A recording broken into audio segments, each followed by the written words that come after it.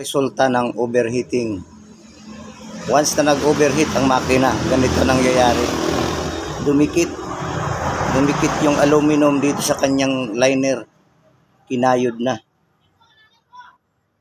Ito na yung piston niya. Oh. Piston number 2. Ayan. Dumikit na yung mga piston ring. Ito na yung kumayod dyan sa liner. Itong aluminum ng piston. Halos di na makagalaw yung mga ring niya. Oh.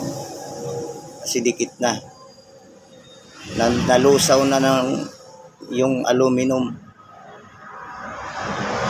So papalit ako ng isang piston saka 4 na liner. Wala na ito, reject na ito.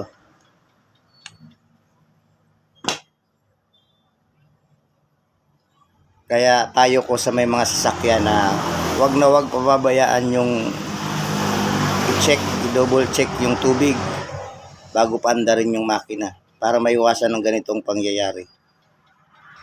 So malaking gagastusin dito ang may-ari. Si general overhaul ito. Mahal yung piyesa pa naman ng Nissan. So no choice. Hindi pwedeng hindi gawin dito.